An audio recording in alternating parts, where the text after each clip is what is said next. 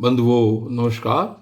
आपने कल की वीडियो में सुना कि भगवान श्री कृष्ण ने कुब्जा पर किस प्रकार कृपा की और कंस का धनुष तोड़ डाला और उसके बाद कंस की घबराहट के कारण क्या स्थिति हुई, ये सब आप कल की वीडियो में सुन चुके हैं। और आज आप देखिए यहाँ पर आगे क्या होता है। श्री सुखदेव जी कहते हैं, काम क्रोध आदि शत्रुओं को पराजित करने वाले परीक्षित, अब श्री कृष्ण और बलराम भी स्नान आदि नित्य क्रम से निवृत्त हो दंगल के अनुरूप नगाड़े की ध्वनि सुनकर रंगभूमि देखने के लिए चल पड़े। भगवान श्री कृष्ण ने रंगभूमि के दरवाजे पर पहुंचकर देखा कि वहां महावत की प्रेरणा से कुवलयापीड़ नाम का हाथी खड़ा है। तब भगवान श्री कृष्ण ने अपनी कमर कस ली और घुंघराली हल्के समेट ली तथा मेघ के समान गंभीर वाणी से महावत को ललकार कर कहा। और श्री कृष्ण जी कहते हैं कि महावत, ओ महावत, हम दोनों को रास्ता दे दे, हमारे मार्ग से हट जा। अरे सुनता नहीं, देर मत कर, नहीं तो मैं हाथी के साथ अभी तुझे यमराज के घर पहुंचाता हूँ। भगवान श्री कृष्ण ने महावत को जब इस प्रकार धमकाया तब वह क्रोध से तिलमिला उठा और उसने काल, मृत्यु तथा यमराज के समान अत्यंत भयंकर कुवलयापीड़ को अंकुश की मार से क्रुद्ध करके श्री कृष्ण की ओर बढ़ाया। कुवलयापीड़ ने भगवान की ओर झपटकर उन्हें बड़ी तेजी से सूंड में लपेट लिया, परंतु भगवान सूंड से बाहर सरक आए और उसे एक घूंसा जमाकर उसके पैरों के बीच में जा छिपे। उन्हें अपने सामने न देखकर कुवलयापीड़ को बड़ा क्रोध हुआ। उसने सूंघकर भगवान को अपनी सूंड से टटोल लिया और पकड़ा भी, परंतु उन्होंने बलपूर्वक अपने को उससे छुड़ा लिया। इसके बाद भगवान ने उस बलवान हाथी को की पूंछ पकड़कर खेल खेल में ही उसे 100 हाथ तक पीछे घसीट लाए, जैसे गरुड़ सांप को घसीट लाते हैं। जिस प्रकार घूमते हुए बछड़े के साथ बालक घूमता है, अथवा स्वयं भगवान श्री कृष्ण जिस प्रकार बछड़ों से खेलते थे, वैसे ही वे उसकी पूंछ पकड़कर उसे घुमाने और खेलने लगे। जब वह दाएं से घूमकर उसको पकड़ना चाहता था तब वे बाएं आ जाते और जब वह बाएं की ओर घूमता तब वे दाएं घूम जाते।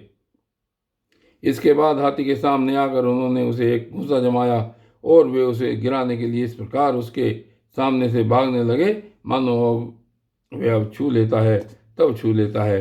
भगवान श्री कृष्ण ने दौड़ते दौड़ते एक बार खेल खेल में ही पृथ्वी पर गिरने का अभिनय किया और झट वहां से उठकर भाग खड़े हुए। उस समय वह हाथी क्रोध से जल भून रहा था। उसने समझा कि वे गिर पड़े और बड़े जोर से अपने दोनों दांत धरती पर मारे। जब कुवलयापीड़ का यह आक्रमण व्यर्थ हो गया तब वह और भी चिढ़ गया। महावतों की प्रेरणा से वह क्रुद्ध होकर भगवान श्री कृष्ण पर टूट पड़ा। भगवान मधुसूदन ने जब उसे अपनी ओर झपटते देखा तब उसके पास चले गए और अपने एक ही हाथ से उसकी सूंड पकड़कर उसे धरती पर पटक दिया। उसके गिर जाने पर भगवान ने सिंह के समान खेल ही खेल में उसे पैरों से दबाकर उसके दांत उखाड़ लिए और उन्हीं से हाथी और महावतों का काम तमाम कर दिया। परीक्षित, मरे हुए हाथी को छोड़कर भगवान श्री कृष्ण ने हाथ में उसके दांत लिए ही रंगभूमि में प्रवेश किया। उस समय उनकी शोभा देखने ही योग्य थी। उनके कंधे पर हाथी का दांत रखा हुआ था, शरीर रक्त और मद की बूंदों से सुशोभित था और मुख कमल पर पसीने की बूंदें झलक रही थी। परीक्षित, भगवान श्री कृष्ण और बलराम दोनों के ही हाथों में कुवलयापीड़ के बड़े बड़े दांत शस्त्र के रूप में सुशोभित हो रहे थे और कुछ ग्वाल बाल उनके साथ साथ चल रहे थे। इस प्रकार उन्होंने रंगभूमि में प्रवेश किया। जिस समय भगवान श्री कृष्ण बलराम जी के साथ रंगभूमि में पधारे, उस समय वे पहलवानों को वज्र कठोर शरीर, साधारण मनुष्यों को नररत्न, स्त्रियों को मूर्तिमान कामदेव, गोपों को स्वजन, दुष्ट राजाओं को दंड देने वाले शासक, माता पिता के समान बड़े बूढ़ों को शिशु, कंस को मृत्यु, अज्ञानियों को विराट, योगियों को परम तत्व और भक्त शिरोमणि विष्णु वंशियों को अपने इष्ट देव जान पड़े। सबने अपने अपने भावानुरूप क्रमशः रौद्र, अद्भुत, श्रृंगार, हास्य, वीर, वात्सल्य, भयानक, विभत्स, शांत और प्रेम भक्ति रस का अनुभव किया। राजन, वैसे तो कंस बड़ा वीर धीर था, फिर भी जब उसने देखा कि इन दोनों ने कुवलयापीड़ को मार डाला तब उसकी समझ में यह बात आई कि इनको जीतना तो बहुत कठिन है। उस समय वह बहुत घबरा गया। श्री कृष्ण और बलराम की बाहें बड़ी लंबी लंबी थी पुष्पों के हार, वस्त्र और आभूषण आदि से उनका वेश विचित्र हो रहा था। ऐसा जान पड़ता था मानो उत्तम वेश धारण करके दो नट अभिनय करने के लिए आए हों, और जिनके नेत्र एक बार अंदर पड़ जाते बस लग ही जाते। यही नहीं, वे अपनी कांति से उसका मन भी चुरा लेते। इस प्रकार रंगभूमि में शोभायमान हुए। परीक्षित, मंचों पर जितने लोग बैठे थे वे मथुरा के नागरिक और राष्ट्र के जन समुदाय पुरुषोत्तम भगवान श्री कृष्ण और बलराम जी को देखकर इतने प्रसन्न हुए कि उनके नेत्र और मुख कमल खिल उठे। उत्कंठा से भर गए वे नेत्रों के द्वारा उनकी मुख माधुरी का पान करते करते तृप्त ही नहीं होते थे, मानो वे उन्हें नेत्रों से पी रहे हों, जिह्वा से चाट रहे हों, नासिका से सूंघ रहे हों और भुजाओं से पकड़कर हृदय से सटा रहे हों।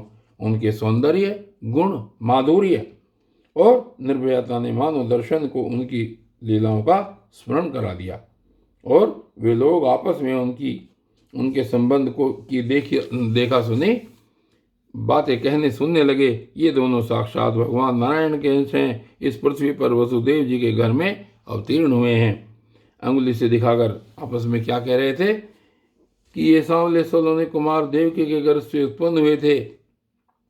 जन्मते ही वसुदेव जी ने इन्हें गोकुल पहुंचा दिया था। इतने दिनों तक ये वहां छिप कर रहे और नंद जी के घर में ही पलकर इतने बड़े हुए। इन्होंने ही पूतना, तृणावर्त, शंखचूड़, केशी और धेनुक आदि का तथा और विदुष दैत्य का वध तथा यमला अर्जुन का उद्धार किया है। इतना ही उन्होंने ही गौ और ग्वाल वालों को दावानल की ज्वाला से बचाया था। कालिय नाग का दमन और इंद्र का मान मर्दन भी इन्होंने ही किया था। इन्होंने 7 दिन तक एक ही हाथ पर गिरिराज गोवर्धन को उठाए रखा और उसके द्वारा आंधी, पानी तथा वज्रपात से गोकुल को बचा लिया।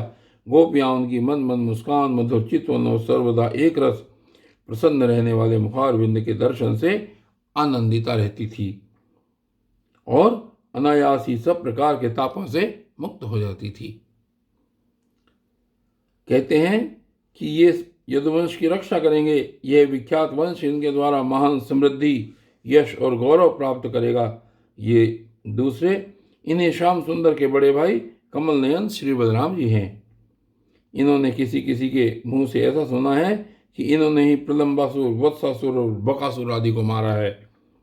जिस समय दर्शकों में यह चर्चा हो रही थी और अखाड़े में तुरही बज रहे थे, उस समय चाणूर ने भगवान श्री कृष्ण और बलराम को संबोधन करके यह बात कही, नंद नंदन श्री कृष्ण और बलराम जी, तुम दोनों वीरों के आदरणीय हो।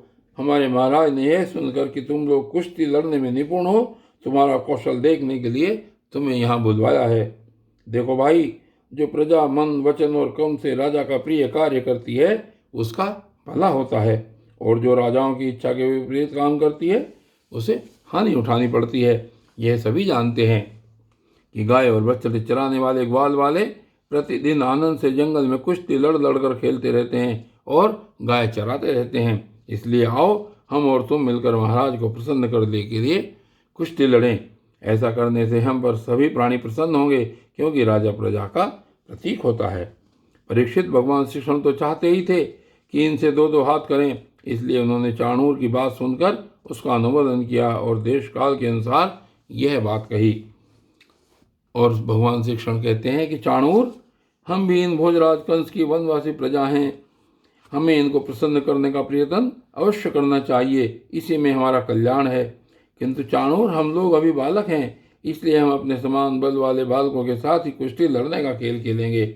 कुश्ती समान बल वालों के साथ ही होनी चाहिए, जिससे देखने वाले सभासदों को अन्याय के समर्थक होने का पाप न लगे।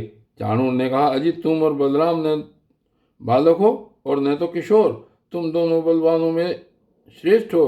तुमने अभी अभी 1000 हाथियों का बल रखने वाले कुलया पीड़ को खेल ही खेल में मार डाला, इसलिए तुम दोनों को हम जैसे बलवानों के साथ ही लड़ना चाहिए। हमारे अन्याय की कोई बात नहीं है, इसलिए श्री कृष्ण, तुम मुझ पर अपना जोर आजमाओ और बलराम के साथ मुष्टिक लड़ेगा। और बंधु, आज की इस वीडियो में सिर्फ इतना ही, और आगे की वीडियो में क्या होता है ये फिर देखेंगे। तब तक के लिए धन्यवाद।